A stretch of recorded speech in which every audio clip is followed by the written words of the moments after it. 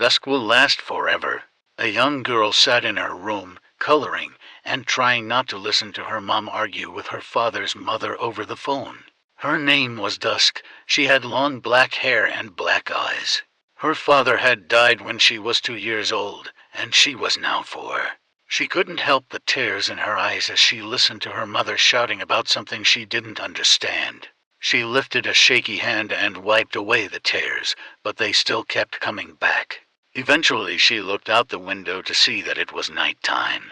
She closed her coloring book and turned off her light and lay down in bed, covering up.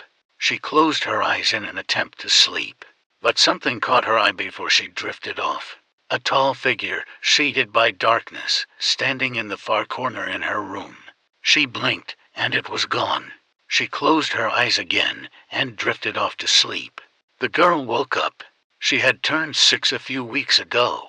She sat up and rubbed her eyes tiredly and looked out the window next to her bed. The sun was shining. It was morning. She got dressed. Just a purple shirt and some jean shorts. She went to her brother's room. "Max, can you make me some waffles?" she asked quietly, and small smile on her face. "Fine. I'll be there in a minute. Get out of my room," he told her, his tone laced with annoyance. She nodded and left his room, going downstairs and sitting at the table. He went in shortly after and made her waffles, plated them, and gave them to her. "Thank you," she said, smiling. She ate the waffles and went outside. She played in the forest. It was weird, though. She felt uneasy, as if she were being watched. She played until the sun set, and then went inside. She ate with her brother, just a sandwich. He insulted her a bit for the way she ate, and her mother fussed the both of them. Not much different from every other day. She went to her room and put on a nightgown. She lay in bed with the lights off and closed her eyes. She heard her door open, but, afraid it was her mother, she kept her eyes shut.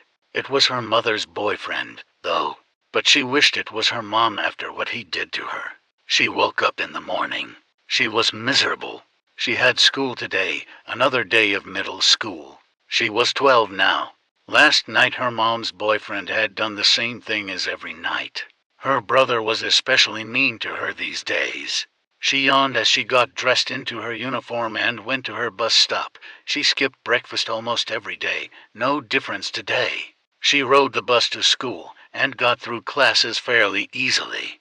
On the way back out of the school was her problem. She ran into a popular group, so they called her names and beat her. She left the school with bruises on her face and arms.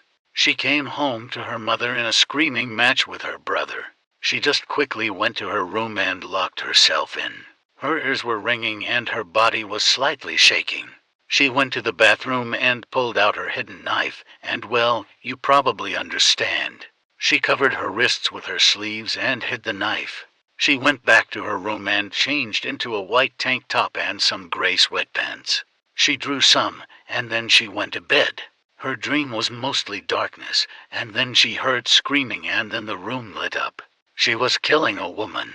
She was in a dimly lit dungeon, and surrounded by dead bodies. Then the darkness returned. She woke up, her room lit by the sun.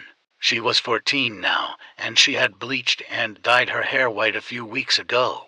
She got up and got into her uniform. She was eerily calm today. Not even her bullies wanted to mess with her today. She just seemed so emotionless. She went home after school and went to her room.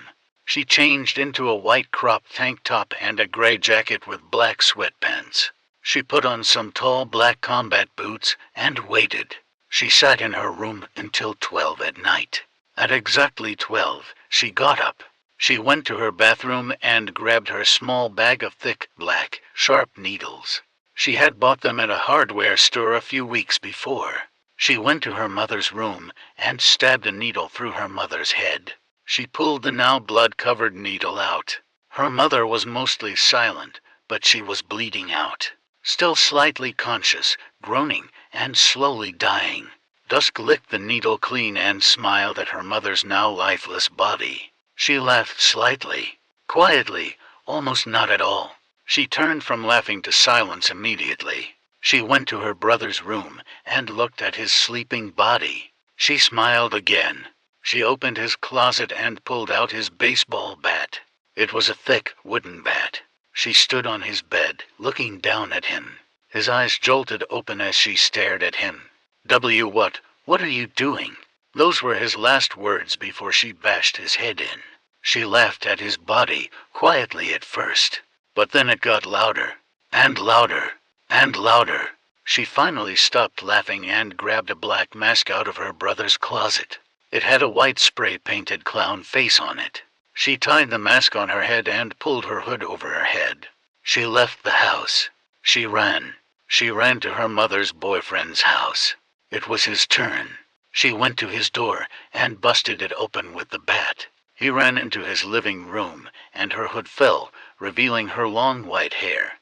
"Dusk!" he shouted, shocked.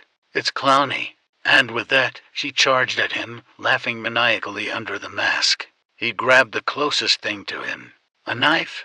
She jumped on top of him and tried to stab his shoulder with a needle, but he grabbed her wrist. He used his other hand to try to stab her head, but she dodged, and all that was cut was her hair. Half of her hair was chopped short, shoulder length. The shock from her speedy dodge gave her time to attack. She stabbed his shoulder and jumped off. She took the bat and hit his legs, bashing them into pieces. He could no longer move his legs. He screamed as loud as he could, so she grabbed a towel and stuffed it into his mouth. She laughed and took a knife out of his drawer. She scraped the skin on his forehead, leaving it hanging. She began to peel. He screamed, but it was muffled by the towel. She peeled the skin off of his face. She peeled down to his neck. She pulled his pants slightly. She grabbed a butcher knife and chopped his penis off. She cut the balls off first, and then the penis itself. Then she put a pot of water on the stove. She set it to boil, laughing as she did so. He screamed in pain through the gag, his throat raw from all the screaming. The sensitive meat under his skin was being exposed to air, and it hurt.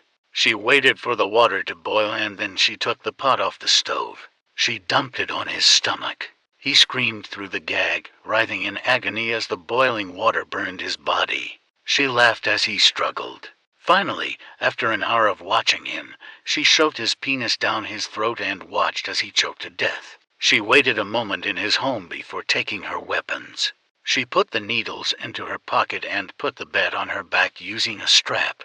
She went to his bathroom and cut her hair short. She made it a shoulder-length valve cut. She went to his garage and found some matches. She lit a match and threw it into a wooden part in front of his house. She walked away as the house and his body burned.